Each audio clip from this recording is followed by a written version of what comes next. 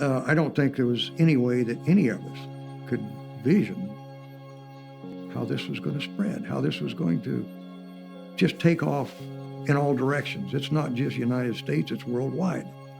It was a culmination of a whole lot of different people's ideas coming together.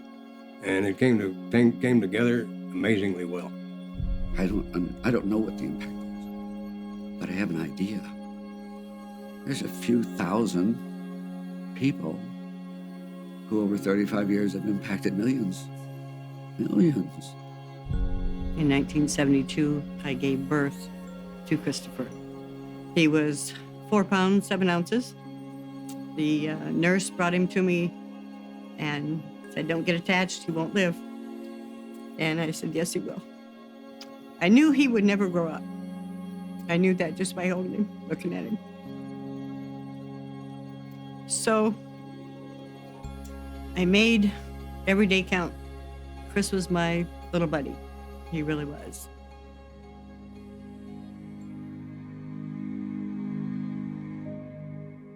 We were planning on coming back to Phoenix for a visit, and along in mid-Texas, I noticed Chris he wasn't himself. Something is just not right. We took him right in. The doctor did a little pinprick on Chris and came back a short time later and said he has leukemia. The poor doctor just looked at me and looked at my brother and my mother and wrote down an address, St. Joseph's Hospital, and said, "Go there, they're waiting for you."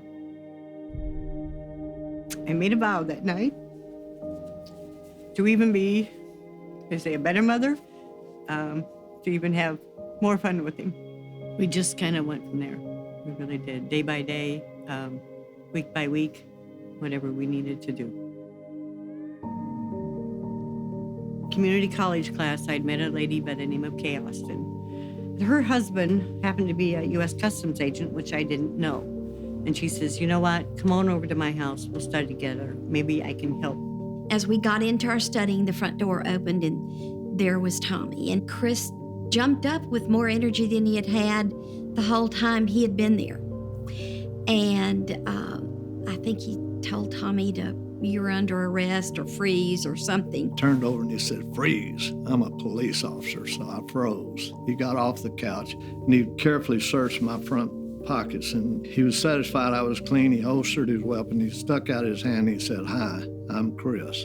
And from that moment on, we were buds. We were best friends. We were pals. We absolutely loved having them be a part of our family. And Tommy began to talk to Lynn at that time about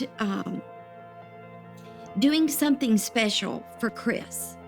Ron Cox and Mike Stevens from DPS and I were together. Tommy started telling all of us the story about Chris. So there was a lot of tears shed that night. And Tommy said that, well, some of you guys, many of you offered to help out when the time comes. I said, "You bet, I will." In mid-April, Chris had gone out of remission, and it was coming very close to the end. And I made a phone call, but to Tom Austin. And I said, "Tom, if there's any way possible to make that promise come true, now is the time." Tom got on the phone to Ronnie Cox. Said, "Ronnie, it's time."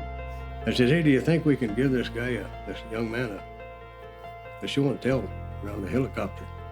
And his answer was, "Oh no, we'll give him a ride in it." I called Chris on Friday, and hello, very weak drawings, very weak. I said, "Chris, how would you like to have a ride on a real police helicopter on Monday morning?" Instantaneous, that voice changed. "Oh, Tom, you're joking, you're joking." Well, somebody notified the news people, so they're going to be filming. I thought, this is starting to get a little over my head, and I think our director may want to hear this before he sees it on the news. So I called Alan Schmidt, and I said, "Alan, here's what I've done." And I said, "Yeah, we can do that, and we'll tour him around and all that."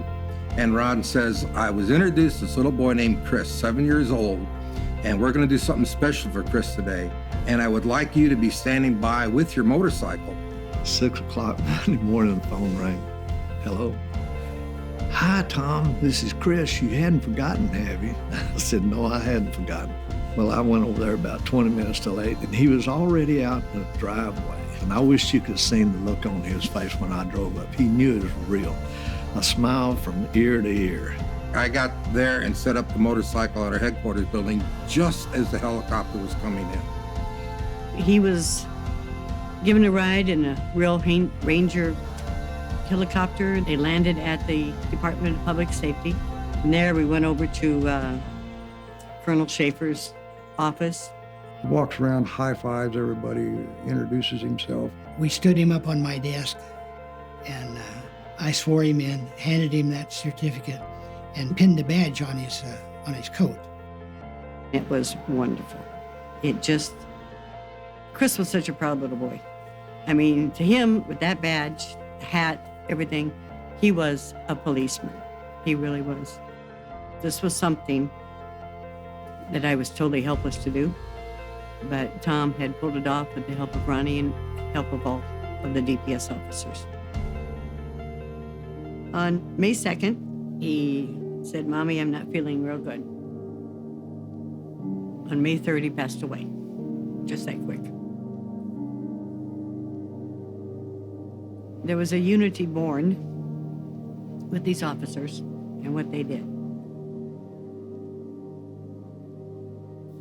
We had lost a fellow officer, we meaning Arizona Highway Patrol. I was called into the commander's office, and he said, "We have learned that Chris is going to be buried in a little town called Kewanee, Illinois." He said, "I would like you and another motorcycle officer to go back and give Chris a full police funeral." When Scott and Frank came back from the burial and the memorial for Chris in Illinois, we were talking and I was asking Frank and Scott, how did this come about? How did it all go? And we were just chatting and they were telling me how it went. And we all said basically at the same time, there's more children out there. Why don't we go find them? I love the idea of it, and I love what it brought those families. I've often said it was just a snowball effect.